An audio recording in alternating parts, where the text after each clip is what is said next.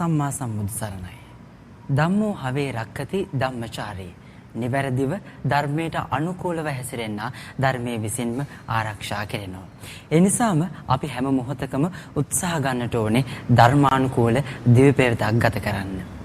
දැහැමි සමාජයක් උදෙසා නිබද මග කියා දෙන බෞද්ධ මාධ්‍යාලයේ අද දවසේ හවස් වරුවේ සූත්‍ර ධර්ම දේශනාව ආරම්භ කරන්නටයි අප මේ කාලය වෙන් කරවා ගන්නේ.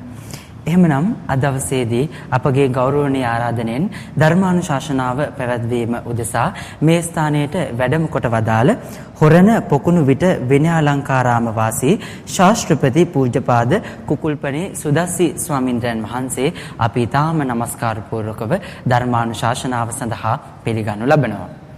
අද දවසේදී මේ ධර්මදේශනාව සඳහා Tamanගේ සැදැහැති දායකත්වය ලබා දෙන්නේ GM පොඩි මහත්මයා පරලොව සැපත්ව වසර 12ක් පිරීම නිමිති කරගෙන කැලණිය සිංහාර මුල්ලේ පදිංචි ඔහුගේ බිරිඳ වන බේබිනෝනා ඒ වගේම පුතණුවන් ලේලිය හා දියණිය විසින් තමයි අද දවසේදී මේ ධර්ම දේශනාවට Tamanගේ දායකත්වය ලබා දෙන්නේ. එහෙමනම් අපේ ධර්මානුශාසනාව ශ්‍රවණය කරන්නට මේ සූදානම් වෙන්නේ ඊට ප්‍රථමයෙන් සෑම දිනයකම සිදු කෙරෙන සුපුරුදු චාරිත්‍රානුකූලව මේ විහාර මන්දිරයේ වැඩ සිටින ලෞතර බුදු පියාණන් වහන්සේ උදෙසාත් ඒ වගේම වේදේශකයන්න් වහන්සේට දැහත් වටේ පිළිගන්වා ආරාධනය කරන්නටත් අද දායකත්වයේ ලබා සිටින පින්වතුන් සෝදානමින් සිටින්නේ. මේ විසිවාදනය ශබ්ද පූජාව සිදුවන අතරතුරේ ලෞතර බුදු පියාණන් වහන්සේට මල් පූජා කිරීමත් ඒ වගේම දේශකයන්න් වහන්සේට දැහත් වටේ පිළිගන්වා ධර්ම දේශනාව සඳහා ආරාධනය කිරීමත් සිදු කෙරෙනවා.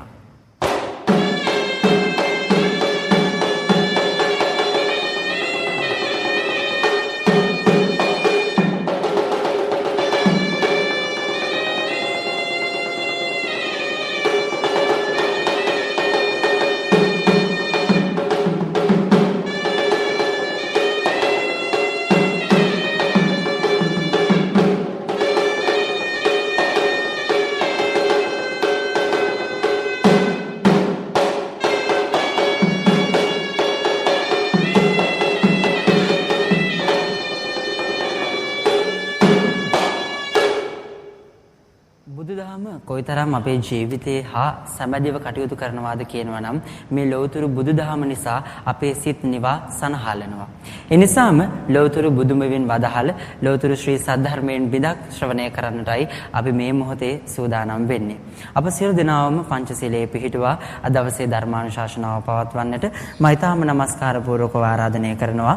හොරණ පොකුණු විට විනයාලංකාරාම වාසී ශාස්ත්‍රපති පූජ්‍යපාද කුකුල්පනේ සුදස්සි ස්වාමින්ද්‍රයන් වහන්සේට අපි සියලු දෙනාම සාදුකාරයක් පවත්වා තෙවරක් নমස්කාරය කියමු පංචශීලය සමාදන් වීමට. අවසරයි අපේ හාමුදුරුවනේ. නමෝ තස්ස භගවතෝ අරහතෝ සම්මා සම්බුද්දස්ස. නමෝ තස්ස භගවතෝ අරහතෝ සම්මා සම්බුද්දස්ස. නමෝ තස්ස භගවතෝ අරහතෝ සම්මා සම්බුද්දස්ස. බුද්ධං සරණං ගච්ඡාමි. බුද්ධං සරණං ගච්ඡාමි. ධම්මං සරණං ගච්ඡාමි. ධම්මං සරණං ගච්ඡාමි. සංඝං සරණං ගච්ඡාමි. සංඝං සරණං ගච්ඡාමි. ဒ ුතියම්පි බුද්ධං සරණං ගච්ඡාමි. ဒ ුතියම්පි බුද්ධං සරණං ගච්ඡාමි. ဒ ුතියම්පි ධම්මං සරණං ගච්ඡාමි. ဒ ුතියම්පි ධම්මං සරණං ගච්ඡාමි. ဒ ුතියම්පි සංඝං සරණං ගච්ඡාමි. ဒ ුතියම්පි සංඝං සරණං ගච්ඡාමි. තතියම්පි බුද්ධං සරණං ගච්ඡාමි. තතියම්පි බුද්ධං සරණං ගච්ඡාමි. තතියම්පි ධම්මං සරණං ගච්ඡාමි. තතියම්පි ධම්මං සරණං ගච්ඡාමි. තතියම්පි සංඝං සරණං ගච්ඡාමි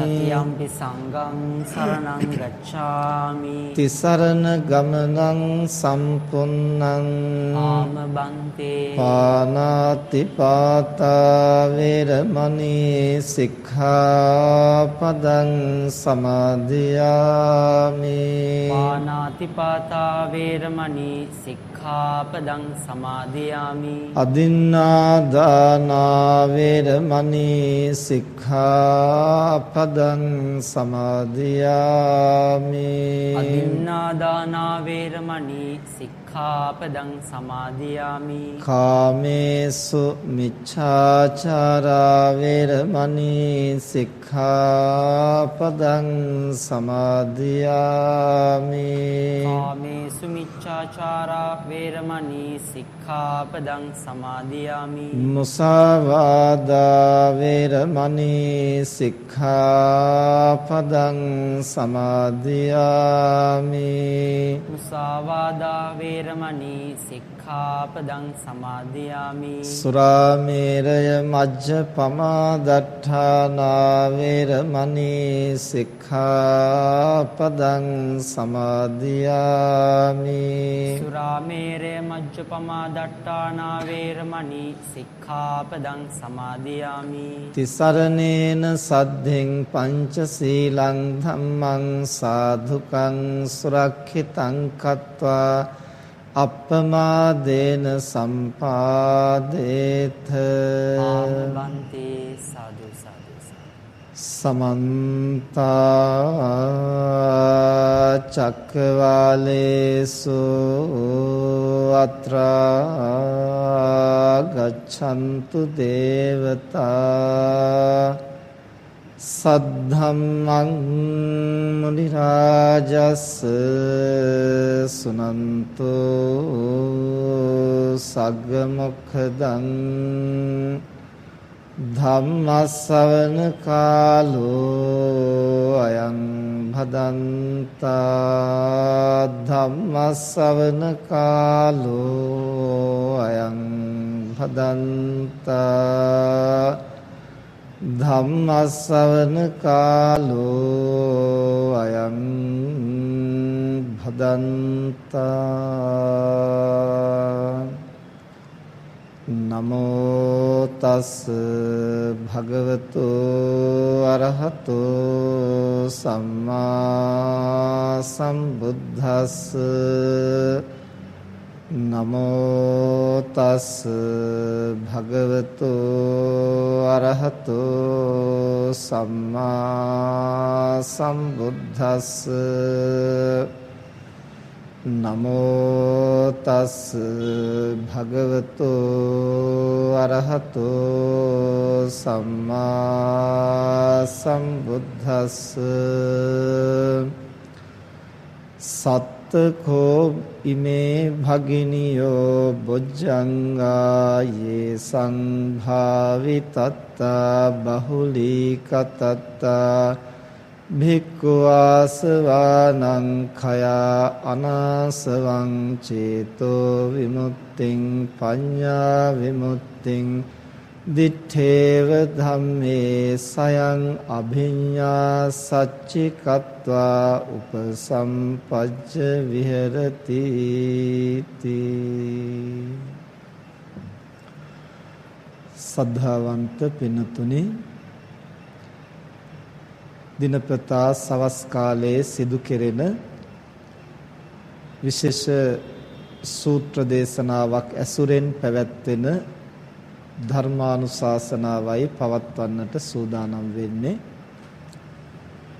අද මේ මෑණියන් දූ දරුවන් ඇතුළු මේ පින්වත් පිරිස දායකත්වයේ දරමින් මිය පරලෝකීය ඒ තමන්ගේ ආදරණීය ස්වාමි පුරුෂයාට දයාබර පියාණන් වහන්සේට ජී.එම්. පොඩි මහත්මයා ඇතුළු සියලු ඥාතීන්ට පුණ්‍යානුමෝදනා කිරීමේ මූලික පරමාර්ථය පෙරදරි කරගෙන තමන්ටත් ලංකාවාසී ලෝකවාසී සියලු බෞද්ධයින්ටත් ධර්ම ශ්‍රවණය කිරීමේ ඒ වගේ මේ සැමට ධර්ම දානය ප්‍රදානය කිරීමේ උදාර පරමාර්ථය ඇති කරගෙන අද මේ පින්නතුන් දායකත්වයේ දරමින් මේ ධර්මානුශාසනාව පැවැත්වෙන්නේ.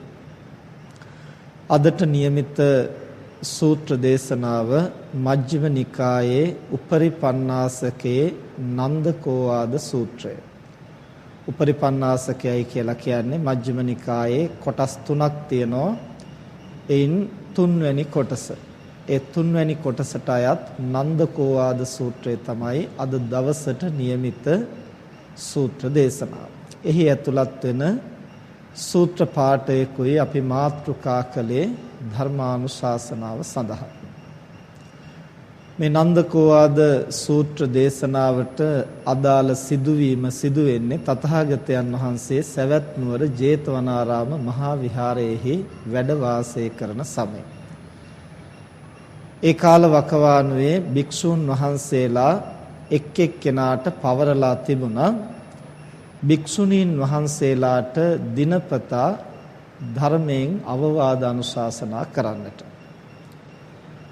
දිනක් ප්‍රජාපති ගෝතමී තෙරණින් වහන්සේ ප්‍රමුඛ 500ක් භික්ෂුණීන් වහන්සේලා බුදුරජාණන් වහන්සේ සමීපයට පැමිණිලා ස්වාමීනි බුදුරජාණන් වහන්සේ භික්ෂුණීන් වහන්සේලාට ධර්මානුශාසනාවක් කරන සේක්වා කියලා ආරාධනා කර සිටියා. පස්සේ එතනදී බුදුරජාණන් වහන්සේ ආනන්ද හාමුදුරන්ට කතා කරලා අහනවා ආනන්ද අද භික්ෂුණීන්ට ධර්මානුශාසනා කිරීමේ වාරය කාටද පැමිණිලා තියෙන්නේ? ආනන්ද හාමුදුරුව ප්‍රකාශ කරනවා ස්වාමීනි නන්දක තෙරුන් වහන්සේටයි අද අනුශාසනා වාරය තියෙන්නේ. නමුත් ස්වාමීනි නන්දක තෙරුන් වහන්සේ භික්ෂුණීන්ට අනුශාසනා කරන්න යන්න කැමති නැහැ. ඒ නිසායි මේ භික්ෂුණීන් වහන්සේලා ඔබ වහන්සේගෙන් දහම් අසන්නට පැමිණිලා තියෙන්නේ. පස්සේ බුදුරජාණන් වහන්සේ නන්දක හාමුදුරුවන්ට කතා කරලා නන්දක ඔබ යන්න ගිහින් භික්ෂුණීන්ට අනුශාසනා කරන්න. ඔබේ අනුශාසනාව ඒ අයට බොහෝ ප්‍රයෝජනවත් වේවි කියලා බුදුරජාණන් වහන්සේ ප්‍රකාශ කළා. ඒ තථාගතයන් වහන්සේගේ නියමය පිළිගත්තු නන්දක තෙරුන් වහන්සේ උදෑසන පාත්‍රා සිවුරු අරගෙන සවැත් නුවර පිණ්ඩපාතේ වැඩම කරලා දන් වළඳලා සවස් කාලයේ ටිකක් විවේක අරගෙන භික්ෂුණීන් රැස් වෙලා හිටපු රාජකාරාමයට වැඩම කළා භික්ෂුණීන් වහන්සේලාට අනුශාසනා කරා. භික්ෂුණීන් වහන්සේලා දුරතියාම නන්දක තෙරුන් වහන්සේ දැකලා බොහොම සතුටු වෙලා පාදෝවණය කරලා අසුන් පනවලා පිළි අරගෙන වාඩි කරවලා එකත් පසින් ගෞරව සම්ප්‍රයුක්තව වාඩි වුණා දහම් කතාවක් ශ්‍රවණය කරන්න. එතනදී නන්දක හාමුදුරුව භික්ෂුණීන් වහන්සේලාට ප්‍රකාශ කරනවා නැගණිවරුනි අද මේ ධර්මානුශාසනාව කරන්නේ නිකම්ම අනුශාසනාවක් හැටියට නෙමෙයි ප්‍රශ්න අහලා ඒ ප්‍රශ්නවලට පිළිතුරු දීම් වශයෙන් සාකච්ඡාවක් වශයෙන් තමයි අද මේ අනුශාසනාව කෙරෙන්නේ. ඒ නිසා මේ දේශනාව කරගෙන යද්දී විටින් විට මම ප්‍රශ්න අහනවා. ඒ ප්‍රශ්න අහන ඒවා Tamanට වැටහෙනවා නම් Taman දන්නවා නම් දන්නවයි කියලා පිළිතුරු දෙන්න. Tamanට නොවැටහෙනවා නම් නොදන්නවා නම් නොදන්නවයි කියලා පිළිතුරු දෙන්න. එහෙම නොදන්නවයි කියලා කිව්වොත් මම ඒවා වඩාත් පැහැදිලි කරලා දෙනවා. ඒ වගේම මේ කාට හරි මේ දේශනාව අහගෙන ඉන්නකොට යම් ගැටලුවක් විචිකිච්ඡාවක් සංකාවක් තියෙනවා නම් ඒක හිතේ තද කරගෙන ඉන්න එපා. ඒක මගෙන් විමසන්න. මේ කාරණේ කොහොමද මේක මෙහෙම වෙන්නේ කොහොමද කියලා ඒක වෙන කාගෙන්වත් අහන්න යන්නත් එපා. ඒක මගෙන්ම අහන්න. එතකොට මම ඒ කාරණේ වඩාත් පැහැදිලි කරලා දෙන්නම් කියලා අර භික්ෂුණීන් වහන්සේලාට මුලින්ම මේ කරන්නට යන දේශනාව පිළිබඳව හැඳින්වීමක් කළා. එතෙන්දී භික්ෂුණීන් වහන්සේලා ප්‍රකාශ කරනවා අපි නන්දක තෙරුන් වහන්සේට වඩාත් සතුටු වුණා. වඩාත් අපි ප්‍රසාදයටපත් වුණා. කුමක් නිසාද? නන්දක තෙරුන් වහන්සේ අපෙන් විමසමින් අපෙන් අහමින් අපට ගැටලු ඇති තැන් निराකරණය කර දෙමින් අපටත් ප්‍රශ්න අහන්නට අපේ සැක සංකා දුරු කර ගන්නට අවකාශ ලබා දෙමිනුයි දහම් දෙසන්නේ.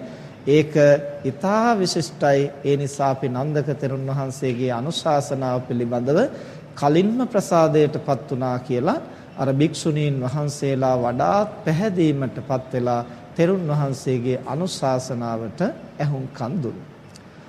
නන්දක හාමුදුරුව පළමුවෙන්ම අහනවා නැගණිවරුනි මේ ඇස නිට්ටයද අනිත්‍යද? භික්ෂුණීන් වහන්සේලා පිළිතුරු දෙනවා ස්වාමීනි මේ ඇස අනිත්‍යයි. ඒ කියන්නේ එය හැමදාම එක වගේ පවතින්නේ නැහැ. මෙය සාංශාරික කර්ම හේතුවෙන් හටගෙන තියෙනවා. ඒ වගේම ආහාර හේතුවෙන් නඩත්තු වෙනවා.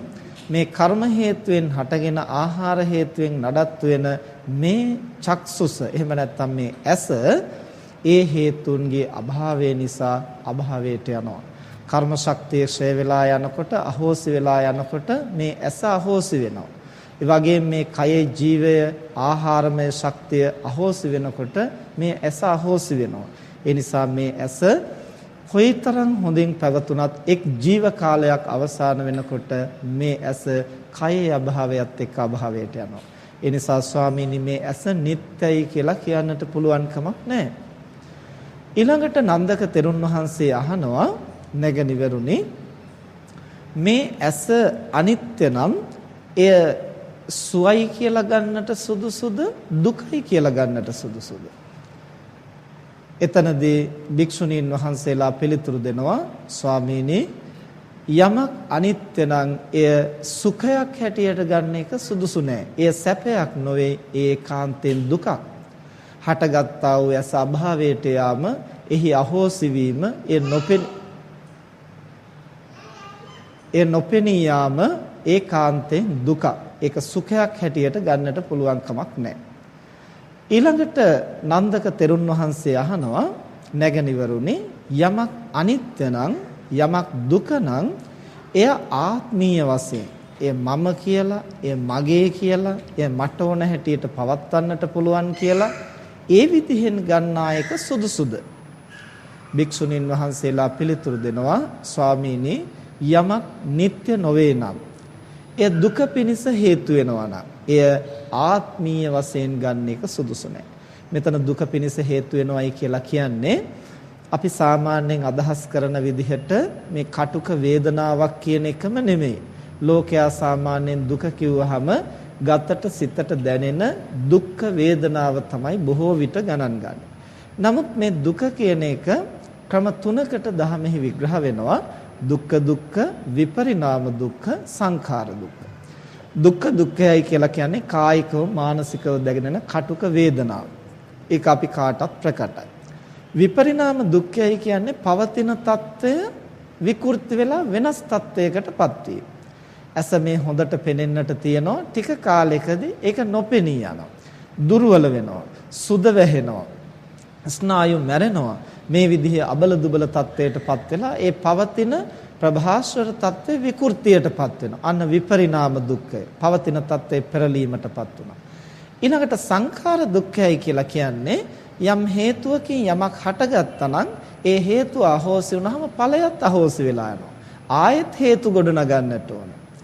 දැන් එක් ආත්මයක කර්ම ශක්තිය නිසා ඇස හොඳට ප්‍රසන්නව තියුණු ඇසක් ඇතුව ඉපදුනාට ඊළඟ ආත්මෙත් අපි එහෙම ඇහැක් ඇතුව උපදී කියලා කියන්නට බෑ. එහෙම ඇසක් ඇතුව උපදින්නට ඒකට සුදුසු කර්ම කරන්නට ඕන. ඒ කර්මයේ ෂය වෙලා ගියාම නැවතත් එබඳු ඇස් ලබන්නට නම් නැවතත් එබඳු කර්ම කරන්න ඕන. මේ විදිහට හේතු අවසාන වෙනකොට ඵලය අවසාන වෙනවා. නැවත නැවතත් ගොඩනගන්නට ඕන. මේකට කියනවා සංඛාර දුක්ඛයයි කියලා. මෙහෙම කටුක බව පීඩාව ඇති කරන නිසා දුක්ඛ දුක්ඛයයි කියලා සඳහන් කරනවා. පවතින తත්වයේ විපරීත වෙන නිසා විපරිණාම දුක්ඛයයි කියලා සඳහන් කරනවා. ඇති වෙච්ච දේ නැති වෙලා ගියාම නැවත නැවත ඇති කරන්නට වෙන නිසා එය සංඛාර දුක්ඛයයි කියලා හඳුන්වනවා. මේ තුන් ආකාර දුකකින් පෙළෙනවා මේ සත්වය. මේ ඇසත් ඒ විදිහමයි. එතකොට නන්දක තෙරුන් වහන්සේ අහනවා එහෙමනම් නැගණිවරුනි එහෙම අනිත්‍ය වූ එහෙම දුක් වූ මේ ඇස ආත්මීය වශයෙන් මගේ කියලා මම කියලා ගන්නට සුදුසුද? භික්ෂුණීන් වහන්සේලා පිළිතුරු දෙනවා ස්වාමීනි අනිත්‍ය වූ දුක්ඛ වූ ඇස මගේ කියලා ගන්නට පුළුවන් කමක් නැහැ. මගේ නම් ඒක මට ඕන හැටියට තියෙන්න ඕනනේ. මම නම් ඒක අවින්‍යාසීව තියෙන්න ඕනනේ. මගේ කියලාවත් මම කියලාවත් මට ඕන හැටියට පවතිනවා කියලාවත් ගන්නට පුළුවන් කමක් නැහැ. හේතු ප්‍රත්‍යයෙන් හටගත්තු දේ හේතු අභාවයට යනකොට විනාශ වෙනවා. අපට ඕන හැටියට ඒ පවතින්නේ මේ ඇස හැමදාම හොඳින් පවතිනවා නම් අපි කවුරුත් කැමති. නමුත් එහෙම පවතින්නේ නැහැ. ඇයි එහෙම පවතින්නේ නැත්තේ? එය අපේ නොවන නිසා. ඒ මගේ නොවන නිසා. අදාළ හේතු පවතින තාක් හොඳින් පවතිනවා. හේතු වෙනස් වෙනකොට වෙනස් වෙලා යනවා. එතකොට මේ නන්දක තෙරුන් වහන්සේ භික්ෂුණීන් වහන්සේලාගෙන් අහනවා එහෙමනම් මේ කන නිට්ටයද අනිත්‍යද? මේ නාසය නිට්ටයද අනිත්‍යද? මේ දිව, මේ කය, මේ මනස මේ විදිහට අර ඇස පිළිබඳව ඇහුවා වගේම අර ෂඩේන්ද්‍රයන් පිළිබඳව වෙන වෙනම අහනවා. මේවා නිට්ටයද අනිත්‍යද? භික්ෂුණීන් වහන්සේලා පිළිතුරු දෙනවා ස්වාමීනි හැම එකක්ම අනිත්‍යයි. අනිත්‍ය නම් සැපද දුකද? ස්වාමීනි එය දුකයි. එහෙමනම් නැගණිවරුනේ මේ ෂඩේන්ද්‍රයන් මම කියලා මගේ කියලා ගන්නට සුදුසුද? ස්වාමීනි එසේ ගන්නට කොහෙත්ම සුදුසුකමක් නැහැ. ඒවා අපේ වසඟේ පවත්වන්නට පුළුවන් කමක් නැහැ. ස්වාමීනි නන්දක තෙරුන් වහන්සේ අපි කල්ැතුවම මේවා ගැන හිතලා නුවණින් තේරුම් අරගෙනයි තියෙන්නේ. ඒ නිසා අන් කෙනෙක් කීවාට වෙනුව කියනවා නෙමෙයි, ඔබ වහන්සේ අසන නිසා කියනවා නෙමෙයි. අපි බොහෝ කාලයක් නුවණින් කල්පනා කරලා තේරුම් අරගෙන තියෙනවා මේ ෂඩේන්ද්‍රයන්ම අනිත්‍යයි කියන බව, දුකයි කියන බව, අනාත්මයි කියන බව. නන්දක තෙරුන් වහන්සේ සාදුකාර දීලා කියනවා සාදු සාදු නැගෙනවරුනේ යම් කෙනෙක් නුවණින් මේ පංචස්කන්ධය පිළිබඳව දකිනවද ඒ බඳු තැනැත්තාට ඒ බඳු දැක්මක් ඇති වෙනවා. ඒ ශ්‍රේෂ්ඨයි, ඒ වටිනවා කියලා අර භික්ෂුණීන් වහන්සේලාගේ අවබෝධය ප්‍රඥාව සාදුකාර දීලා අනුමත කරලා නන්දක හාමුදුරුවෝ ඊළඟට අහනවා නැගෙනවරුනේ එහෙමනම් මේ රූපය නිට්ටයද අනිත්‍යද? දැන් මුලින් ඇහුවේ ඇස කන නාසය දිව ශරීරය මනස කියන මේ කයට සම්බන්ධ ආධ්‍යාත්මික ඉන්ද්‍රිය 6 පිළිබඳ. ඊළඟට නන්දක හාමුදුරුව අහනවා බාහිර ආයතන 6 පිළිබඳව. එහෙමනම් රූපය නිට්ටයද අනිත්‍යද? අපිට මේ ඇහැට පේන එක භික්ෂුණීන් වහන්සේලා පිළිතුරු දෙනවා ස්වාමීනි රූපය නිට්ටයයි කියලා ගන්නට පුළුවන් කමක් නැහැ. ඒකත් යම්කිසි හේතු ප්‍රත්‍යයකින් හැදිච්ච දෙයක්.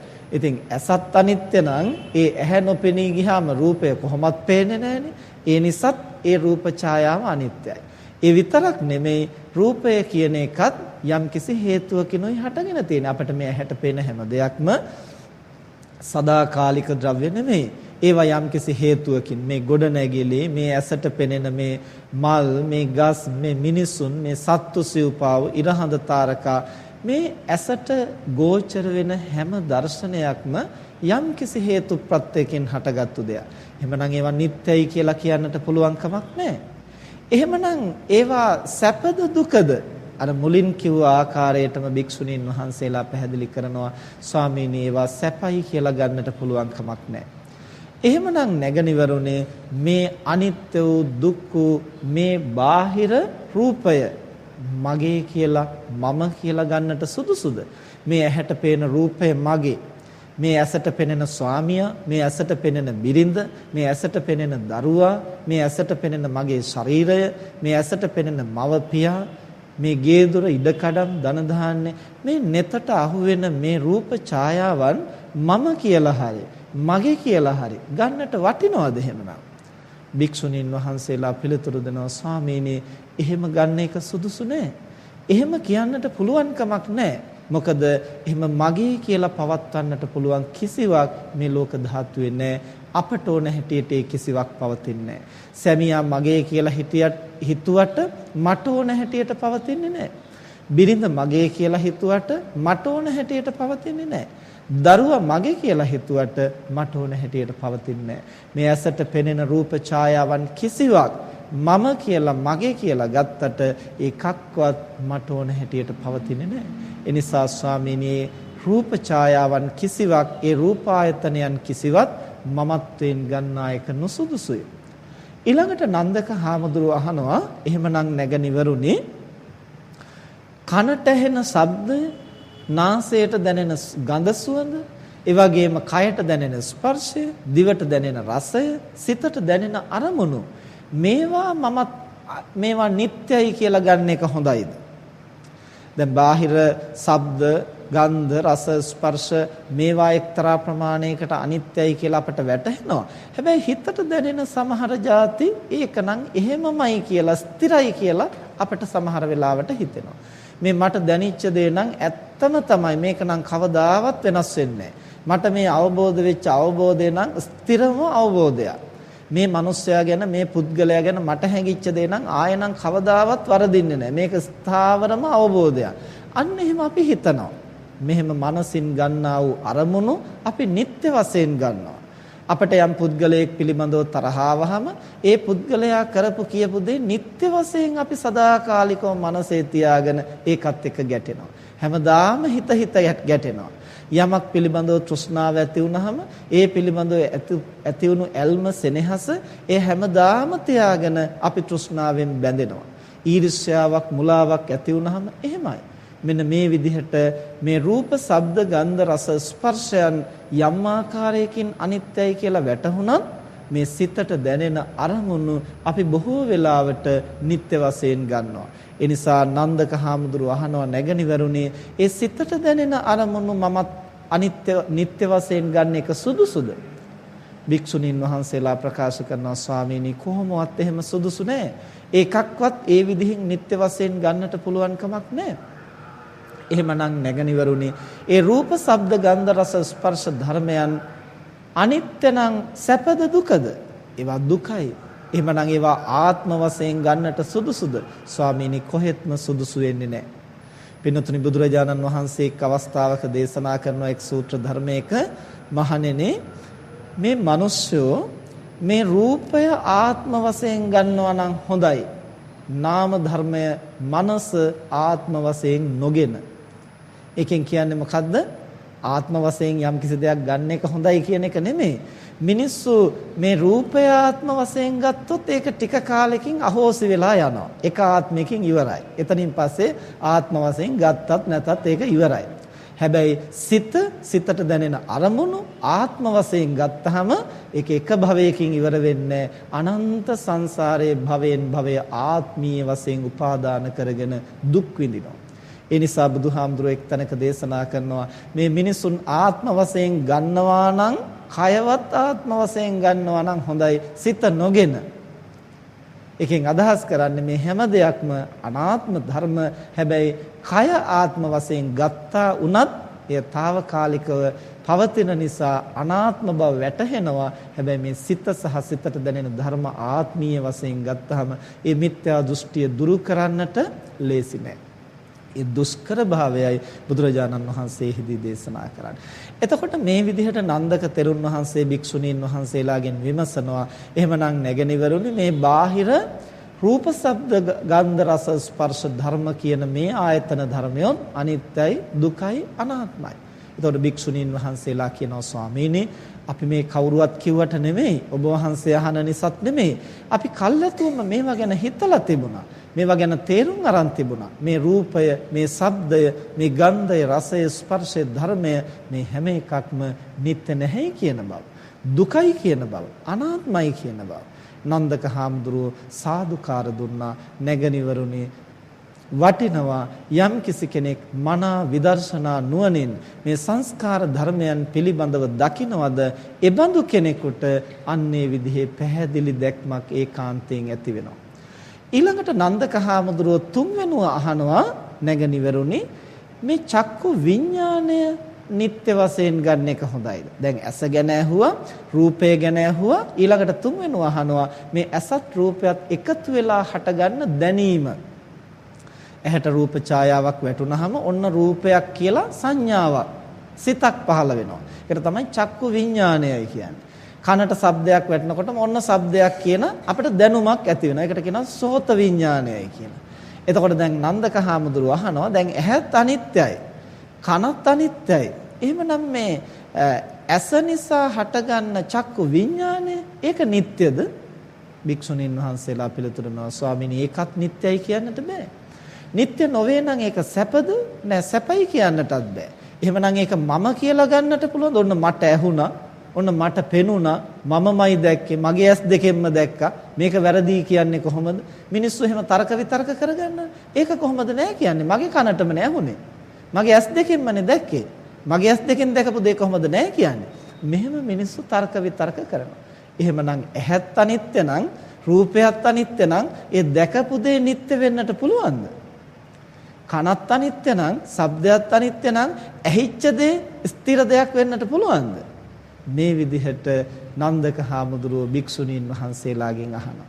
අහනකොට භික්ෂුණීන් වහන්සේලා පිළිතුරු දෙනවා ස්වාමීනි එහෙම නිට්ටයයි කියන්නට පුළුවන් කමක් නැහැ. මේ දෙකම අනිත්‍යකේ ඒ නිසා හටගන්න චක්කු විඤ්ඤාණය විතරක් කොහොමද නිට්ටය වෙන්නේ? ඒකත් ස්වාමීනි ඒකාන්තේම අනිත්‍යයි.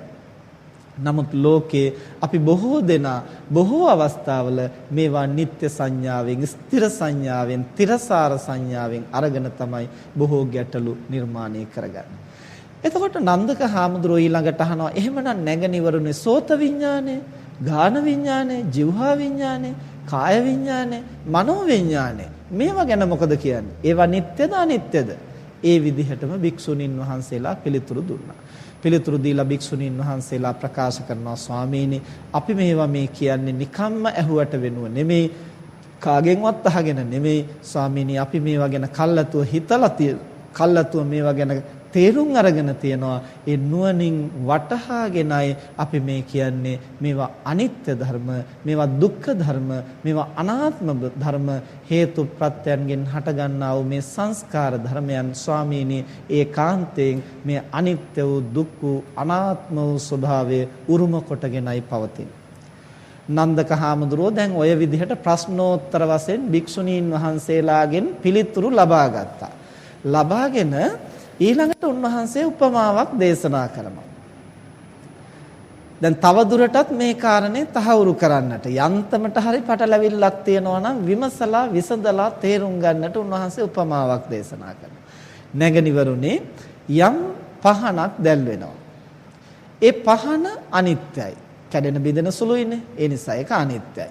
ඒ පහනේ තෙලත් හැමදාම පවතින්නේ නැහනේ. දැල් වෙනකොට ටික ටික අහෝසි වෙලා. ඒ නිසා තෙලුත් අනිත්‍යයි. තිරය ඒකත් පිච්චිලා යනවනේ. ඒ නිසා තිරෙත් අනිත්‍යයි. පහනයි, තෙලුයි, වැටියයි ඔක්කොම අනිත්‍ය වෙනකොට එළියත් අනිත්‍යයි. ඇයි අර ටික තියෙන කන්නේ එළිය තියෙන්නේ. ඊට පස්සේ ඒකත් ඉවරයි. නැගණිවරුනි යම්කිසි කෙනෙක් මෙබඳු පහනක් අරගෙන ඒතනත්තා කියනවා මේ පහන නම් ඉතින් මැටියෙන් හදලා තියෙන නිසා, රණින් හදලා තියෙන නිසා මේක නිට්ටය නෑ. මේක අනිත්‍යයි. මේ තෙලුත් දැවිලා පිලිස්සලා යන නිසා අනිත්‍යයි. මේ තිරෙත් දැවිලා පිලිස්සලා යන නිසා අනිත්‍යයි.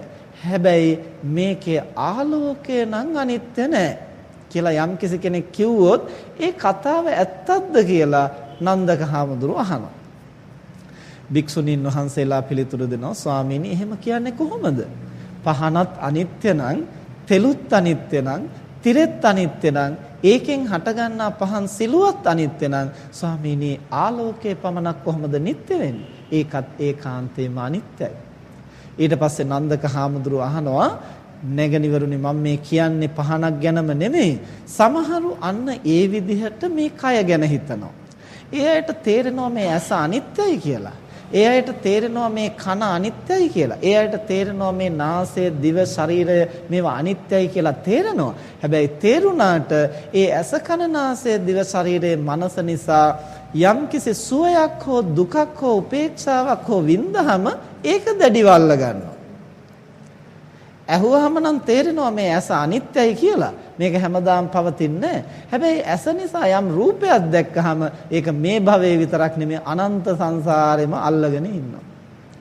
මේ කන අනිත්‍යයි කියලා දන්නවා. හැබැයි ඒ කන අනිත්‍යයි කියලා දැනගත්තට ඒ කන නිසා යම් ශබ්දයක් අහලා යම් රසයක් වින්දහම හැමදාම ඒක උපාදාන කරගෙන නැවත නැවත අරමුණු කරමින් මනසින් එය වින්දනය කරනවා. කුමක් නිසාද?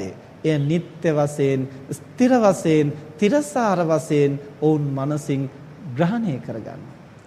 නැගණිවරුනේ පහනත් අනිත්‍ය නම්, තෙලත් අනිත්‍ය නම්, තිරයත් අනිත්‍ය නම්, එහි සිලුවත් අනිත්‍ය නම් ආලෝකයේ පමණක් නිට්ටයසේ ගැනීම නුවණට හුරු දෙයක්ද? ස්වාමීනි නන්දක තෙරුන් වහන්සේ පහනත් අනිත්‍ය නම්, තෙලත් අනිත්‍ය නම්, තිරෙත් අනිත්‍ය නම්, සිලුවත් අනිත්‍ය නම් ආලෝකයේ පමණක් නිට්ටයසේ ගන්න එක සුදුසු නැහැ.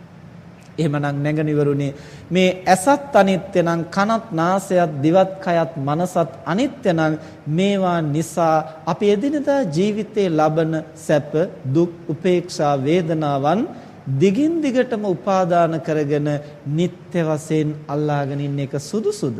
ස්වාමීනි ඒක කොහොමවත් සුදුසු වෙන්නේ නැහැ. ඒ සුදුසු වෙන්නේ නැත්තේ කුමක් නිසාද? අර මුලින් කියන දේවල් අනිත්‍ය නිසා ඒ නිසා හටගන්නා වේදනාවත් අනිත්‍යයි. ඒ රූපය තියෙන තාක්කල් විතරයි එහි තියෙන සැපය. ඊට පස්සේ ඒක නැහැ. කැම ටික දිවේ තියෙන තාක්කල් විතරයි ඒ රසය. ඊට පස්සේ රසය තියනවද?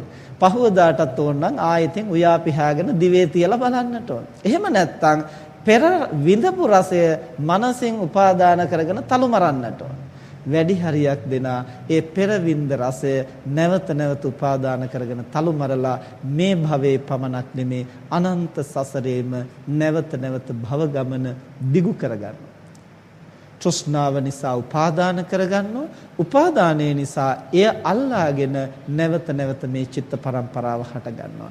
එහෙමනම් අනිත්‍ය වූ දුක් වූ අනාත්ම වූ මේ ඇසක් නිසා, කනක් නිසා, දිවක් නිසා, නාසයක් නිසා, කයක් නිසා, සිතක් නිසා හටගන්න తాවකාලික වේදනාව පමණක් ස්ථිරසාර දෙයක් හැටියට, සුඛ සහගත දෙයක් හැටියට, ආත්මීය දෙයක් හැටියට මගේ කියලා, මම කියලා, මම තමයි මේ සැපේ වින්දේ, ඒ සැපේ මගේ තමයි, ඒකනම් ජීවිතයේ උසස්ම සැපයක් තමයි, ඒ ලබන්නට තමයි මම මේ උත්සාහ කරන්නේ, එදා නම් ඒක ලැබුණා, නැවත කවදා ලැබෙයිද?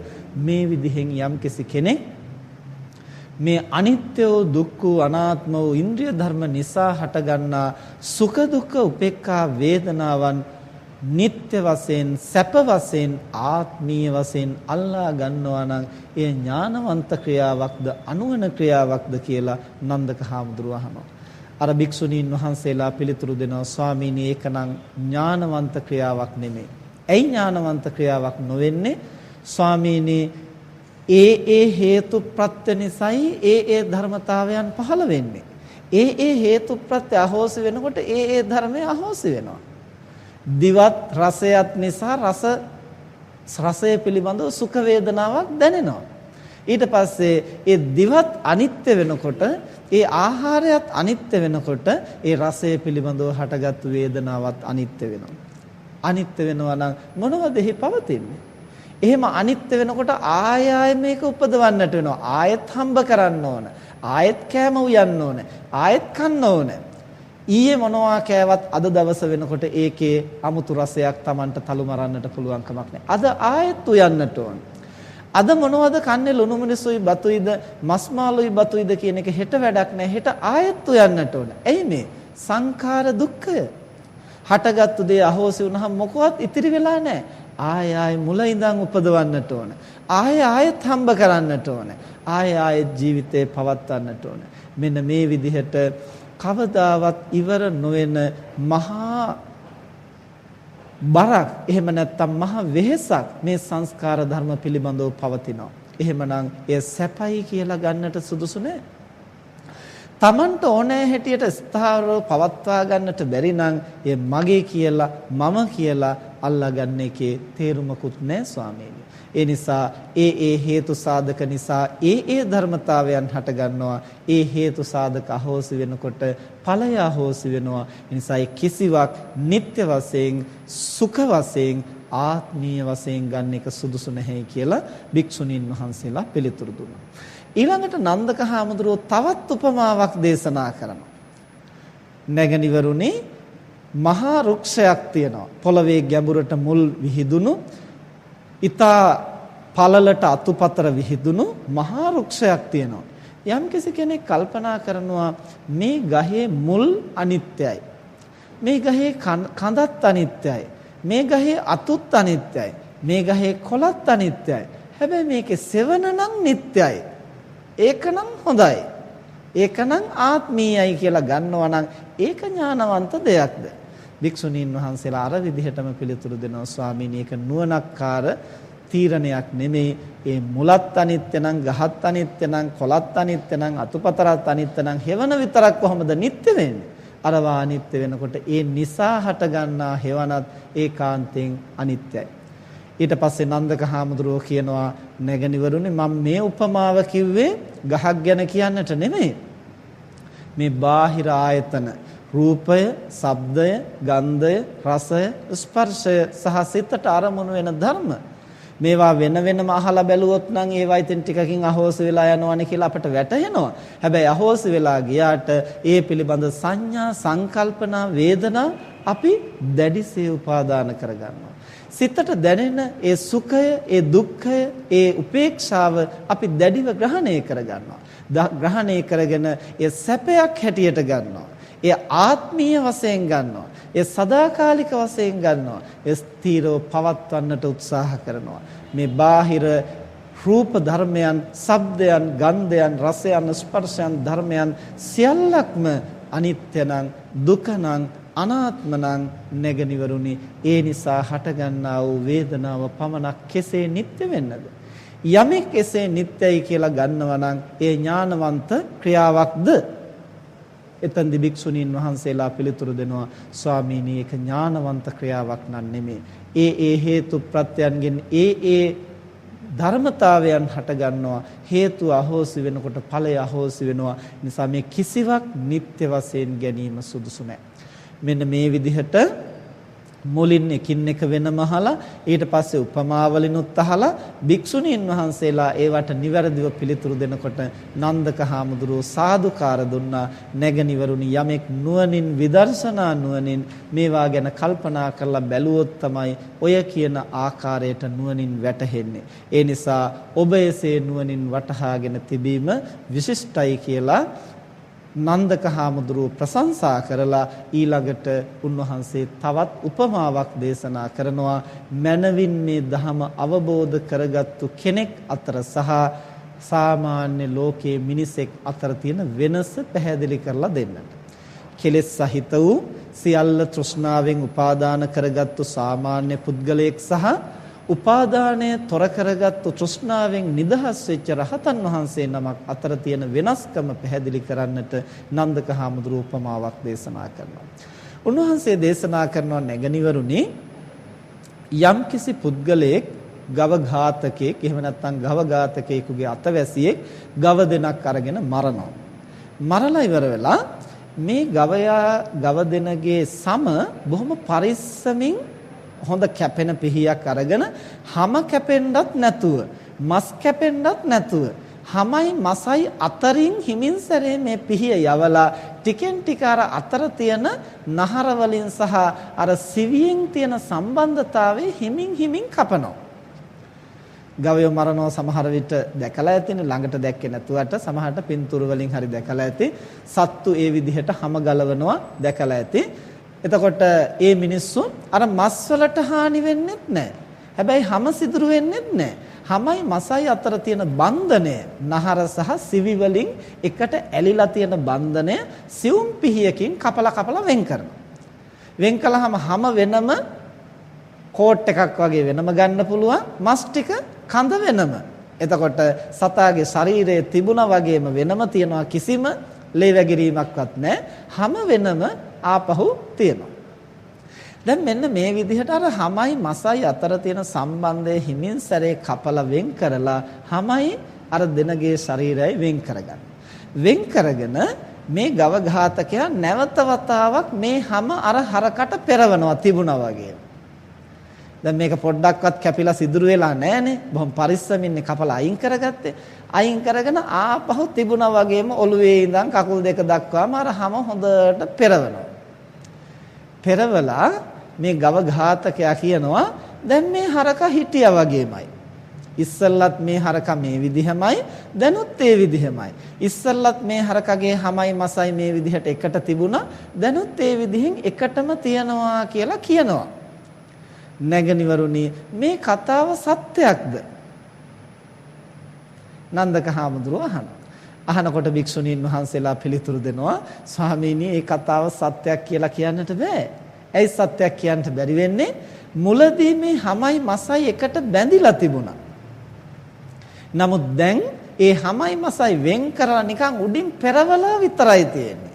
බැලූ බැල්මට නම් පෙර හිටිය හරකා වගේ පිටින් පේනවා. හැබැයි මේ හැමයි මසයි අතර කිසිම සම්බන්ධතාවයක් නැහැ. සම්පූර්ණම විච්ඡේදනය වෙලා වෙන් වෙලා වියුක්තවයි පවතින්නේ.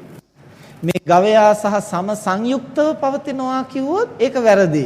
මේ දෙක ඒකාන්තයෙන් වියුක්තවමයි පවතින්නේ කියලා භික්ෂුණීන් වහන්සේලා පිළිතුරු දුන්නා. එතෙන්දී නන්දක හාමුදුරුවෝ පැහැදිලි කරනවා නැගණිවරුනි මේ උපමාව මම ප්‍රකාශ කළේ රහතන් වහන්සේගේ ස්වභාවය දක්වන්නටයි. ඒ කොහොමද? මේ උපමාවේදී මම පැහැදිලි කළානේ ඇතුල් මාංශය සහ පිටහම කියලා. අන්න ඒ වගේ තමයි ඇතුල් මාංශය වගේ තමයි අපේ මේ ආධ්‍යාත්මික ආයතනේ. ඇස, කන, නාසය, දිව, ශරීරය, මනස. අර පිටහම වගේ තමයි බාහිර ආයතන. රූප, ශබ්ද, ගන්ධ, රස, ස්පර්ශ. ඔය දෙක සම්බන්ධ වෙලා තියෙන අර සිවිය වගේ තමයි තෘෂ්ණාව. අර හොඳට කැපෙන පිහියක් අරගෙන මේක හිමින් හිමින් කපන්නා වගේ තමයි ආර්යයන් වහන්සේ තීක්ෂණ ප්‍රඥාවෙන් අර රූපය සහ ශබ්දය, ගන්ධය, රසය, ස්පර්ශය කියන මේ බාහිර ආයතනත් චක්කුසෝත ගහන જીවහා කාය මන කියන අභ්‍යන්තර ආයතනත් අතර තියෙන තෘෂ්ණා බන්ධනය ආර්ය ප්‍රඥාව නැමැති තියුණු ආයුධය අරන් හිමින් හිමින් කපනවා. දැන් අපිට පින්නතොට පැහැදිලිද මේ කියන කාරණේ? අපිට ආධ්‍යාත්මික ආයතන 6ක් තියෙනවා. ඇස, කන, නාසය, දිව, කය, මනස කියලා. බාහිර ආයතන 6ක් තියෙනවා. රූප, ශබ්ද, ගන්ධ, රස, ස්පර්ශ කියලා. දැන් මේ දෙක අතර කිසිම සම්බන්ධයක් නැහැ. හැබැයි අර රූප මේ ඇහි පතිත වෙනකොට ඒ රූප ඡායාව නිසා සාමාන්‍ය මනුස්සයා තෘෂ්ණාවක් ඇති කරගන්නවා. අන්නේ තෘෂ්ණාව නිසා මේ රූපයයි ඇහැයි එකට බන්ධනය වෙනවා. ශබ්දයයි කනයි එකට බන්ධනය වෙනවා. අන්න එහෙම බාහිර ලෝකයක් අභ්‍යන්තර ලෝකයක් එකට බන්ධනය කරගෙන තෘෂ්ණාවෙන් උපාදාන කරගෙන තමයි මේ සත්වයා සසරේ පවතින්නේ. අරහත්ත්වයටපත් වෙනවා කියලා කියන්නේ උන්වහන්සේට ආධ්‍යාත්මික ආයතනක් තියෙනවා, බාහිර ආයතනක් තියෙනවා. රහතන් වහන්සේත් අපි වගේම රූප දකිනවා. උන්වහන්සේගේ ඇහැ අන්ධ වෙලා නැහැනේ රහත් වුණා කියලා රූප දකිනවා. කන බිහිරි වෙලා නැහැනේ රහත් වුණා කියලා ශබ්දත් ඇහෙනවා. දිවට රසයක් දැනෙනවා, ස්පර්ශයක් දැනෙනවා, ගඳ සුවඳක් දැනෙනවා, අරමුණුත් දැනෙනවා. හැබැයි මොකද්ද නැත්තේ? ඔය දෙක අතර තෘෂ්ණා බන්ධනය උන්වහන්සේ තුල නැහැ. අර මුලින් හිටපු ගවයාගේ හැමයි මසයි එකට සිවියෙන් බන්ධනය වෙලා තියෙනවා. අන්න ඒ වගේ තමයි තෘෂ්ණාවෙන් බන්ධනය වෙච්ච ප්‍රතඥ මිනිසයා. රහතන් වහන්සේ අර සිවිය කපලා මාංශයයි හැමයි වෙන් කරලා පස්සේ ආපහු පෙරවුවාම මුලින් හිටිය හරක වගේම පේනවා. හැබැයි කිසිම සම්බන්ධයක් නැහැ. අන්න ඒ වගේ තමයි රහතන් වහන්සේ බැලූ බැල්මට අපට පේනවා. රූප බලනවා, ශබ්ද අහනවා, ගඳ ආග්‍රහණය කරනවා, ආහාර රස විඳිනවා, ස්පර්ශ ලබනවා, අරමුණු කරනවා. අපි වගේමනේ මොකද්ද වෙනස කියලා අපට හිතෙනවා. ඒ නිසා රහතන් වහන්සේ සාමාන්‍ය ප්‍රතඥ සත්වයන් අතර වෙනසක් අපට පේන්නේ අපි ආහාර අරගෙන රසයි කියනවා නම් රහතන් වහන්සේත් රසයි කියන්නට පුළුවන්. අපි ශබ්දයක් අහලා මිහිරි කියනවා නම් රහතන් වහන්සේත් මිහිරි කියන්නට පුළුවන්. දැන් බුදුරජාණන් වහන්සේ සමීපයට ඇවිදින් සක්‍ර දේවේන්ද්‍රයාගේ වීණා වාදකයා පංචසික ඔහුගේ වීණාව වාදනය කරලා සරාගී ගීතයක් ගායනා කළා. ඒ ගීතය ගායනා කරනකොට තථාගතයන් වහන්සේ මේක අහගෙන ඉඳලා උන්වහන්සේ ගීතය නිම වුණාම කියනවා පංචසික බොහොම අගෙයි. ඔබේ ගීතයත් වාදනයත් දෙක එකට හරි අපූර්වට ගැලපුණා. ඔබේ ගීතය තුල ලෞකික දේවලුත් තියෙනවා, ලෝකෝත්තර අර්ථත් තියෙනවා. මේ සියල්ලෙන්ම ප්‍රතිසංයුක්ත වූ මනා ගීතයක් ඔබ ගායනා කළා කියලා බුදුහාමුදුරුවෝ දේශනා කළා. එතකොට දැන් මේ කියන්නේ මොකද්ද? අර පංචසික ගායනා කරපු ගීතය තථාගතයන් වහන්සේ තෘෂ්ණාවෙන් ශ්‍රවණය කළාද? නැහැ. සාමාන්‍ය කෙනෙක් වගේ උන්වහන්සේ ශ්‍රවණය කරන බව පෙනුණා. උන්වහන්සේ ශ්‍රවණයේ තියෙන මිහිරි බවත් හඳුනාගත්තා. හැබැයි මේ මිහිරි බව පිළිබඳ උන්වහන්සේට තෘෂ්ණාවක් ඇති වුණේ නැහැ. ගවයාගේ ශරීරයක් තියෙනවා, මාංශයක් තියෙනවා, හමත් උඩින් පෙරවලා තියෙනවා. හැබැයි දෙකේ කිසිම සම්බන්ධයක් නැතුවා වගේ උන්වහන්සේ තෘෂ්ණා උපාදානයේ සිඳ දමලයි තියෙන්නේ. එනිසා නැගණිවරුනි, සාමාන්‍ය ප්‍රතඥ සත්වයා හම සහිත මස් සහිත ජීවී ගවයෙක් වගේ නැවත නැවත බන්ධනය වෙලා පවත්වාගෙන යනවා. රහතන් වහන්සේ ආර්ය ප්‍රඥාවෙන්, තීක්ෂණ ප්‍රඥාවෙන් මේ ආධ්‍යාත්මික ආයතන සහ බාහිර ආයතන අතර ඇතිවෙන තෘෂ්ණා උපාදානය සිඳ දමලා අර හැම ගලවලා උඩින් පෙරෙව්වා වගේ සාමාන්‍ය ගවයෙක් වගේ පෙනෙනවා. පෙනුණා වුණාට ඇතුළත පිටත කිසිම සම්බන්ධතාවයක් නැහැ, තෘෂ්ණා උපාදානයක් නැහැ. නැගණිවරුනි, යම් කිසි කෙනෙකුට මෙසේ තෘෂ්ණාව ඡය කරලා, උපාදානය ඡය කරලා විද්‍යා විමුක්තියට, චේතෝ විමුක්තියට පැමිණෙන්නට අවශ්‍ය නම් නැගණිවරුනි, ඒ සඳහා හේතු වෙන බෝධ්‍යාංග ධර්ම 7ක් තියෙනවා. නන්දක හාමුදුරුව පැහැදිලි කරනවා. නැගණිවරුනි, යමෙකුට මේ ගවයාගේ අර සම ගලවලා නැවත පෙරෙව්වහම සම්බන්ධයක් නැතුවාසේ මේ තෘෂ්ණා උපාදානය දුරු කරන්නට අවශ්‍ය නම් ඒතනත්තාට ඒ සඳහා ක්‍රමයක් තියෙනවා. මොකක්ද ඒ ක්‍රමය? ඒ අවබෝධය සඳහා, බෝධිය සඳහා උදව් වෙන ධර්ම 7ක් තියෙනවා. ඒවට කියනවා බොජ්ජංග ධර්ම කියලා. බොජ්ජංග ධර්ම කියන්නේ බෝධියට අංග වෙන්නා වූ ධර්ම, අවබෝධයට අංග වෙන්නා වූ ධර්ම. ඒ මොනවද? සති, ධම්මවිචය, විරිය, පීති, පස්සද්ධි, සමාධි, උපේක්ඛා කියලා. හැබැයි මෙතනදී නන්දක හාමුදුරුවෝ පැහැදිලි කරනවා මේ සතිය කියන්නේ මොකද්ද? පූර්ණ අවධානය. මේවා එකින් එක විස්තර කරන්නට මේ ධර්ම දේශනාවේදී කාල වේලාව ප්‍රමාණවත් මදි. අපි නම් වශයෙන් කෙටියෙන් හඳුනා ගනිමු. සිහියයි කියලා කියන්නේ අවශේෂ අරමුණු වල මනසින් එල්ලී ගන්නේ නැතුව පැමිණෙන අරමුණ පිළිබඳව පූර්ණ අවධානය යොමු කරගන්නට පුළුවන් නම් ඒකට කියනවා සිහියයි කියලා. ධම්මවිචය කියලා කියන්නේ කුසල් අකුසල් හොඳ නරක මේ කුසල අකුසල ධර්මයන්, හීන ප්‍රනීත ධර්මයන් වෙන් කොට නුවණින් විමසා බලනවාට කියනවා ධම්මවිචය සම්බොජ්ජංගයයි කියලා.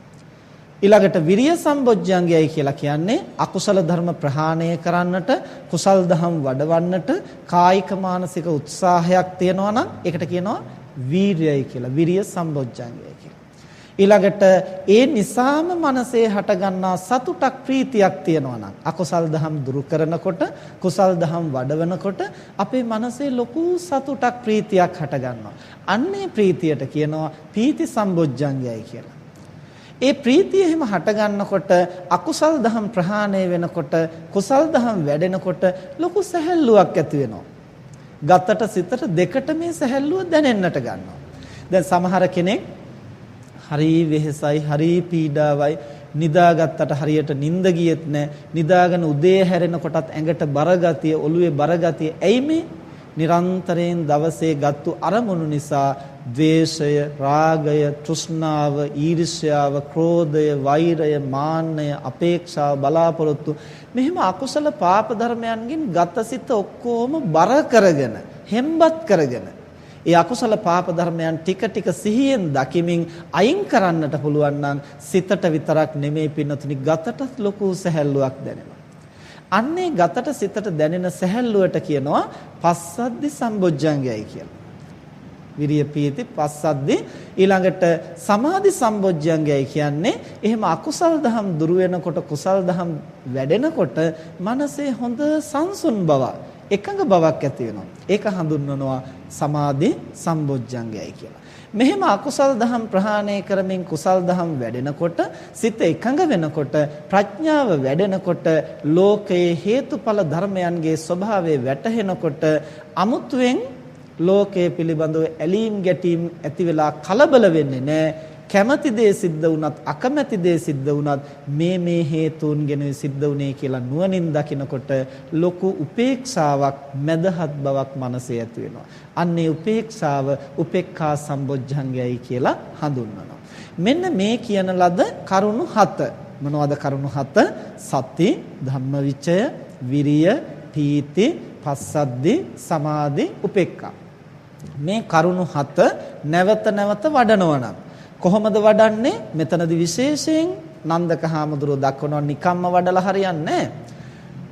විරාග නිස්සිතං මේවා කොහොමද වඩන්නේ? විවේක නිස්සිතං, විරාග නිස්සිතං, නිරෝධ නිස්සිතං, වොස්සග්ග පරිණාමිතං. මේ වචන ටික ඊටාම වැදගත්. විවේක නිස්සිතං කියලා කියන්නේ කායික මානසික කෙලෙස් ධර්ම යටපත් කරමින් විවේකයයි කියන්නේ කායික විවේකයයි කියන්නේ කයට තියෙන විවේකී බව, මානසික විවේකයයි කියන්නේ නීවරණ ධර්මයන්ගෙන් මනස නිදහස් කරගත්තු ස්වභාවය. මනසට නීවරණ ධර්ම නිසා විවේකය නැති වෙනවා. නීවරණයන්ගෙන් මනස ඉවත් කරනකොට තමයි ටික ටික මනසට විවේකය ලැබෙන්නේ. අන්න විවේකයට බර වෙච්ච ආකාරයෙන් තමයි මේ ධර්ම වඩන්නට ඕනේ. නිකම්ම වඩලා හරියන්නේ නැහැ. ප්‍රීතිය, වීරය නිකන් කලබලයෙන් වඩලා හරියන්නේ නැහැ. ඒක කෙලස් වැඩෙන හැටියට වඩලා හරියන්නේ නැහැ. මේ කියන කරුණු කෙලස් වැඩෙන හැටියටත් වඩන්නට පුළුවන්. දැන් ප්‍රීතිය ඕනනම් කෙනෙකුට පව්කමක් කරලත් ලබන්නට පුළුවන් නේද? කෑමක් කාලා තෘෂ්ණාවෙනුත් ප්‍රීති වෙන්නට පුළුවන්. ඊළඟට වීරය කියන එක සතෙක් මරන්නත් වීරය කරන්නට පුළුවන්. ඊළඟට සිතේ ඇති වෙන සතුට වැරදි දේවල් කරලත් ලබන්නට පුළුවන්. ඒ නිසා එහෙම අයහපත් දේ කරලා පව්කම් කරලා අකුසල් කරලා ලබන සතුට වීරය බොජ්ජංග ධර්මයක් වෙන්නේ නැහැ. නිවන් දකින්නට උදව් වෙන්නේ නැහැ. මේ කියන ලද ධර්මතා හතම විවේකය ඇසුරු කරමින්, ඒ කියන්නේ කායික මානසික සැහැල්ලුව පවත්වා ගනිමින් වඩන්නට ඕන. ඊළඟට නිරෝධය ඇසුරු කරමින්, නිරෝධය කියන්නේ කෙලෙස් ධර්ම නිරුද්ධ කරමින් මේ සතුට ප්‍රීතිය වීරය ගොඩනගන්නට ඕන. ඊළඟට විරාගය ඇසුරු කරමින්, සරාගී බව ටිකෙන් ටික දුරු කරමින්, ඇල්ම අඩු කරමින් ඕන මේ ධර්ම වඩන්නට. වස්සග්ග පරිණාමිතං කියන්නේ නිවනට යොමු කරගෙන මේ ධර්ම වඩන්නට ඕන. අන්න ඒ විදිහෙන් සිහිය වඩනවා නම්, නිවනට අරමුණු කරගෙන කෙලෙස් ධර්ම දුරු කරමින්, මනසේ සැහැල්ලුව ගොඩනගමින්, තෘෂ්ණාව අඩු කරමින් සිහිය වඩනවා නම්, ඒ ආකාරයෙන් ධර්මයන් විනිශ්චය කරනවා නම්, අන්න ඒ ආකාරයෙන් ප්‍රීතිය වඩනවා නම්, අන්න ඒ ආකාරයෙන් වීර්ය වඩනවා නම්, ඒ ආකාරයෙන් සැහැල්ලුව වඩනවා නම්, සමාධිය වඩනවා නම්, උපේක්ෂාව වඩනවා නම්, නැගනිවරුනි ඒ ධර්මතාවයන් යම් කෙනෙකුට තෘෂ්ණා උපාදානය දුරු කරලා අර ගවයාගේ සමයි මසයි එකින් එක සම්බන්ධතාවයේ වෙන් කළා වගේ මේ ආධ්‍යාත්මික ආයතන සහ බාහිර ආයතන අතර පවතින තෘෂ්ණා උපාදානය සහ මුලින්ම දුරු කරලා චේතෝ විමුක්තියෙන්, පඤ්ඤා විමුක්තියෙන් උපාදාන ක්ෂය කිරීමෙන් උත්තරීතර නිර්වාණ ධර්මයේ සාක්ෂාත් කරගෙන කෙලස් නසලා බැඳීම් වලින් තොර නිර්වාණ සෝය මේ ජීවිතේම සාක්ෂාත් කරගෙන විඳින්නට පුළුවන් වෙනවා කියලා නන්දක හාමුදුරුවෝ දේශනා කළා. දේශනා කළා උන්වහන්සේ දේශනාව නැවැත්තුවා. නවත්තලා කිව්වා දැන් ඇති දැන් යන්න කියලා නන්දක හාමුදුරුවෝ වැඩම කළා. නමුත් භික්ෂුණීන් වහන්සේලාට තාම මදි දැන්. අහගෙන හිටියා, ඊටාම සතුටු වුණා. නමුත් තව දේශනා කරයි කියලායි ඒ අය බලාපොරොත්තු වෙන්නේ. පස්සේ භික්ෂුණීන් වහන්සේලා ආපහු ගියා බුදුහාමුදුරුවෝ ළඟට. බුදුහාමුදුරුවන්ගෙන්වත් තව යමක් අහගන්නට පුළුවන් වෙයි කියලා. බුදුහාමුදුරුවෝත් කිසිවක් දේශනා කළේ නැහැ. බුදුහාමුදුරුවෝ දේශනා කළා දැන් ඇති යන්න කියලා. යන්න කියලා දේශනා කළා. නන්දක හාමුදුරුවෝත් වඩිනකොට බුදුහාමුදුරුවෝ භික්ෂුන් වහන්සේලාට ආමන්ත්‍රණය කරලා දේශනා කරනවා, මහණෙනි නන්දක තෙරුන් වහන්සේගේ දේශනාවට භික්ෂුණීන් වහන්සේලා අතිශයින්ම පැහැදුනා. හැබැයි කොච්චර පැහැදුනාද කියනවා නම් තෘප්තිමත් උනේ නැහැ. හරියට චාතුද්දසී පෝය දවසේ හඳ වගේ. හඳ දකිනකොට ලොකු සතුටක් ඇති වෙනවා. හැබැයි පොඩ්ඩක් අඩුයි වගේ තේරෙනවා. අන්න ඒ වගේ භික්ෂුණීන් වහන්සේලා මේ දේශනාව අහලා අසීමිතව සතුටු වුණා. හැබැයි ඒගොල්ලෝ තෘප්තිමත් වෙලා නම් නෙවෙයි නැගිටලා ගියේ කියලා බුදුහාමුදුරුවෝ නන්දක හාමුදුරන්ට කතා කළා. කතා කරලා කියනවා, නන්දක ඔබ හෙටත් ගිහිල්ලා ඔය අනුශාසනාවම භික්ෂුණීන් වහන්සේලාට කරන්න. පස්සේ පහුවදත් නන්දක හාමුදුරුවෝ අර විදිහෙම ගිහිල්ලා භික්ෂුණීන් වහන්සේලාට ඔය විදිහටම අර අනුශාසනාව කළා. භික්ෂුණීන් වහන්සේලා දෙවනි වතාවටත් මේ අනුශාසනාව ශ්‍රවණය කළාම අතිශයින්ම සතුටු වෙලා අසීමිතව තෘප්තිමත් භාවයටපත් වුණා. බුදුරජාණන් වහන්සේ දේශනා කරනවා, මහණෙනි නන්දක තෙරුන් වහන්සේ දක්ෂයි. උන්වහන්සේ දක්ෂයි දහම් දෙසන්නට. උන්වහන්සේගේ දේශනාව අහලා මේ 500ක් භික්ෂුණීන් වහන්සේලා අතර සියලු දෙනාම මාර්ගඵල ලැබුවා. යම් බාලම භික්ෂුණියක් ඉන්නවා නම් ඇය පවා සෝවාන් ඵලයට හරි අඩුතරමින්පත් වුණා. ඒ දේශනාව අවසානයේ කිසිම කෙනෙක් ප්‍රතඥ කෙනෙක් ඉතුරුනේ නැහැ. හැම දිනාම ඵලගාමී වුණා. නන්දක තෙරුන් වහන්සේ දක්ෂයි කියලා බුදුරජාණන් වහන්සේ භික්ෂූන් වහන්සේලා ඉදිරියේ ප්‍රකාශ කළා. ඉතින් මෙන්න මේ විදිහට තමයි මේ නන්දකෝවාද සූත්‍රය මජ්ක්‍ධිම නිකායේ දැක්වෙන්නේ. මෙය තථාගතයන් වහන්සේගේ දේශනාවක් හැටියට නෙමෙයි, නන්දක තෙරුන් වහන්සේ භික්ෂුණීන් වහන්සේලාට කළ ගැඹුරු දහම් කතාවක් හැටියටයි මේ අනුශාසනාව දැක්වෙන්නේ. මේ සංස්කාර ධර්මයන්ගේ අනිත්‍ය බව, දුක් බව, අනාත්ම බව ප්‍රකට කරමින් ආධ්‍යාත්මික ආයතන සහ බාහිර ආයතනයන්ගේ ත්‍රිලක්ෂණ ධර්මයේ ප්‍රකට කරමින් මේ ආධ්‍යාත්මික ආයතන සහ බාහිර ආයතන තෘෂ්ණාවෙන් උපාදාන කරගන්නා ආකාරය සහ රහතන් වහන්සේ මේ බෝධ්‍යාංග ධර්ම මනවින් වර්ධනය කරලා ආර්ය ප්‍රඥාවෙන් තෘෂ්ණා උපාදානය ඡය කරලා බැඳීම් වලින් තොරව ලෝකේහි වාසය කරන ආකාරය තමයි මේ නන්දකෝවාද සූත්‍රයෙන් නන්දක තෙරුන් වහන්සේ භික්ෂුණීන් වහන්සේලාට දේශනා කළේ. ඒ නිසා මේ කරුණු මනවින් සිත්හි ධාරණය කරගෙන මේ ජීවිතයේ පවත්වන කාලය තුල චක්කුසෝත ගාන જીවහා කාය මන කියන මේ ෂඩේන්ද්‍රයන් තුලින් රූප ශබ්ද ගන්ධ රස ස්පර්ශ ධර්ම කියන මේ අරමුණු කරමින් අපි සැප දුක් උපේක්ඛා කියන වේදනාවන් විඳිනවා. නමුත් මේවා සදාකාලික දේවල් නොවේ. මේවා හැමදාම සුවයගෙන දෙන දේවල් නෙවෙයි. මේවා මගේ කියලා ආත්මීය වශයෙන් ගන්නට පුළුවන් දේවල් නෙවෙයි. ඒ අනිත්‍ය වූ දුක් වූ අනාත්ම වූ ධර්මතාවයන්ගේ ස්වභාවය නුවණින් පරීක්ෂා කරමින් තෘෂ්ණා බන්ධනය ටිකෙන් ටික අවම කරගන්නට මේ හැම දිනාටම ශක්තිය ලැබේවා, ප්‍රඥාව පහළ වේවා කියලා ආශිර්වාද කරනවා. මෙතෙක් වේලා ධර්ම ශ්‍රවණය කිරීම තුළින් සිදු කරගත් සියලු කුසල් දෙවියන් සහිත ලෝකයාටත් මිය පරලෝකීය ඥාතීන්ටත් අප හැම දිනාටමත් බුදුපසේ බුදුමහරහතන් වහන්සේ නිවී සැනසී පැමිණ වදාළ උතුම් වූ නිවනින් සැනසීම පිණිසම හේතු වේවා කියලා ප්‍රාර්ථනා කරන්න. අද ධර්ම දේශනාවෙහි දායකත්වයේ දරන්නේ ජී.එම්. පොඩි මහත්මයා පරලෝ සැපත්ව වසර 12ක් ගත වීම නිමිති කරගෙන කැලණිය සිංහාර මුල්ලේ පදිංචි එම මහත්මාගේ බිරිඳ බේබි නෝනා මෑණියන්, ඒ වගේම පුතණුවන් ලේලිය සහ දියණිය විසින් අද මේ පින්කමේ දායකත්වයේ දරනවා.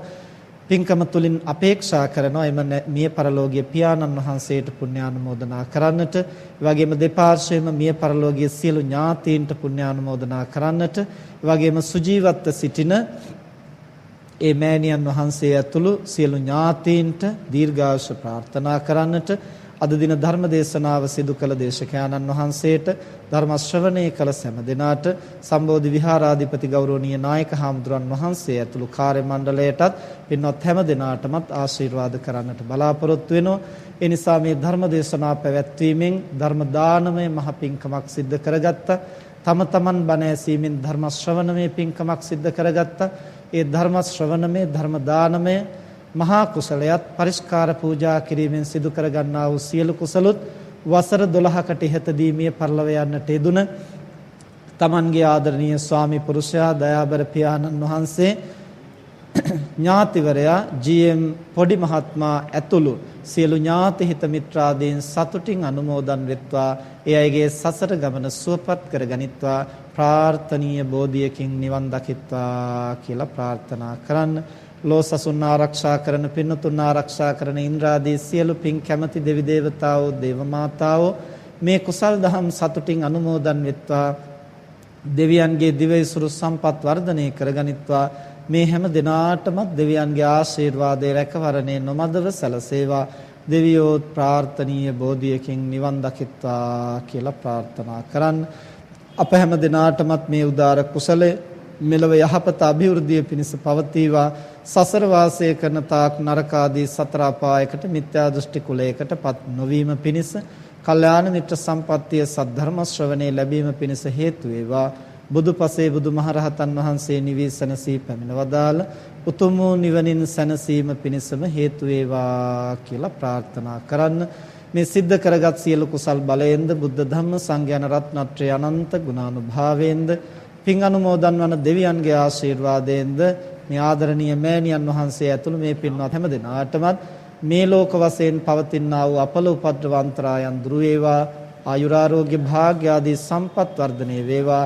চিරාත් කාලයක් මෙබඳු කුසල් දහම් සිද්ධ කරමින් තමන්ටත් ලෝකයටත් සම්බුද්ධ ශාසනයටත් වැඩදායක වාසනාවන්ත ජීවිත ගත කරන්නට සැමට ශක්තිය ලැබේවා කියලා ආශිර්වාද කරනවා. ආකාසට්ඨා ච භුම්මට්ඨා දේවා නාග මහිද්దికා පුඤ්ඤන්තං අනුමෝදිත්වා චිරං රක්ඛන්තු ශාසනං. ආකාසට්ඨා ච භුම්මට්ඨා දේවා නාග මහිද්దికා පුඤ්ඤන්තං අනුමෝදිත්වා චිරං රක්ඛන්තු දේශනං.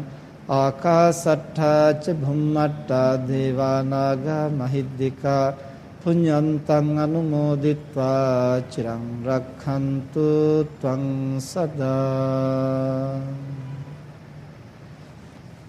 උතුම් වූ ලෞතර ශ්‍රී සද්ධර්මය කොයිතරම් අපේ ජීවිතවලට ළඟා කරගන්න අපට හැකියාව ලැබුණාද කියනවා නම් ගෙවී ගිය කාලය පිළිබඳව අපට ඒ තරම් වැටහීමක් ලබා ගන්නටවත් හැකියාවක් ලැබුණේ නැහැ. ඉතින් ඒ ලෞතර ශ්‍රී සද්ධර්මයෙන් බිදක් අද අප කෙරෙහි අනුකම්පාවෙන් දේශනා කොට වදාළ හොරණ පොකුණු විට විනයාලංකාරාම වාසී ශාස්ත්‍රපති පූජ්‍යපාද කුකුල්පනේ සුදස්සි ස්වාමින්දයන් වහන්සේට අපි අපේ নমස්කාර පූර්වක කෘතවේදීත්වයේ පිරිනමා සිටිමු. ඉතින් අද දවසේදී මේ ධර්ම දේශනාව සඳහා දායකත්වයේ ලබාගත් පින්වතුන්ට අපි ආරාධනය කරනවා කාල වේලාව බොහෝසෙයින් ඉක්ම ගොස් තිබෙන නිසා ස්වාමින්දයන් වහන්සේට ඊතා ඉක්මනින්ම පිරිකර පූජා කරන්න. ඒ අතරතුරේ මම මතක් කරන්නම් අද දවසේදී මේ ධර්ම දේශනාව සඳහා දායකත්වයේ ලබාගත් පින්වතුන් පිළිබඳව. අදින මේ පින්කම සඳහා Tamanගේ දායකත්වය ලබා ගන්නේ DM පොඩි මහත්මයා පරලෝක සැපත වසර 12ක් ගත වීම නිමිති කරගනිමින් කැලණිය සිංහාර මුල්ලේ පදිංචි DM පොඩි මහත්මයාගේ ආදරණීය බිරිඳ වන බේබිනෝනා මහත්මියත් එවැගේම පුතණුවන් ලේලිය හා ඔවුන්ගේ දියණිය විසින් තමයි අද දවසේදී මේ ධර්ම දේශනාව සඳහා Tamanගේ සදැහැති දායකත්වය ලබා ගත්තේ. ඉතින් ස්වාමීන්ද්‍රයන් වහන්සේ ඒ සියලු අරමුණු වලට ඔවුන් සතුව තිබූ අපේක්ෂාවන් වලට ඒ වගේම මේගේ ඥාතීන් වෙනුවෙන් පින් අනුමෝදනා සිද්ධ කළා. මේ වන විට බෞද්ධ රූප වාහිනියෙන් බෞද්ධ ගුවන්විදුලියෙන් මේ ධර්මානුශාසනා ශ්‍රවණය කළ ඔබෙත් එවන් වූ අරමුණු අපේක්ෂාවන් නැති පින් අනුමෝදනාවක් නැති ඒ සියල්ලක්ම ඒ ආකාරයෙන් මිට වෙන්නට කියලා අපි ප්‍රාර්ථනා කරනවා. ඉතින් ඔබට අවස්ථාව තිබෙනවා මෙවන් වූ ධර්ම දේශනාව සඳහා නිබඳව දායකත්වය ලබා ගන්න.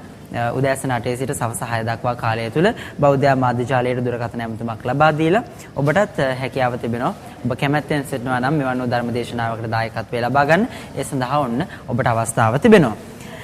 ඒ වගේම මතක් කරන්නට පුළුවන් මේ ධර්ම දේශනා නිබඳවම ඔබට සමීප කරන්නට බෞද්ධ රූප වාහිනියත් බෞද්ධ ගුවන්විදුලියත් අපි සූදානම්ින් සිටින නිසා UHF 53 කියන නාලිකාව ඔස්සේ බස්නාහිර පළාතේ සිටින ඔබට නිබඳව මේ ධර්ම දේශනා නරඹන ශ්‍රවණය කරන්නට අවස්ථාව තිබෙනවා. ඒ වගේම බස්නාහිර පළාතේ නොවන ඔබට සැටලයිට් ඔස්සේ සැටලයිට් තාක්ෂණයෙන් බෞද්ධ රූප වාහිනිය නරඹන්නට පුළුවන් ඩයලොග් සහ PO TV ඔස්සේ මේ නාලිකාව නරඹන්නට අවස්ථාව තිබෙනවා. ඒ වගේම බෞද්ධ ගුවන්විදුලියත් එසේමයි රස්නාහිරින් FM 104.5 කන්ද උඩරට FM 95.5 වගේම රුකුණු පුරවරයේ සිටින ඔබට FM 99 කියන සංඛ්‍යාත ඔස්සේ. එහෙමනම් හිට උදෑසන බෝසත් සිරිත වැඩසටහනින් මුණ ගැහෙන අපේක්ෂාවෙන් යුතුව ඔබෙන් සමු ගන්නට සූදානම් වෙන්නේ ඔබ හැම කෙනෙක්ටම සම්මා සම්බුදු සරණ ප්‍රාර්ථනා කරමින්.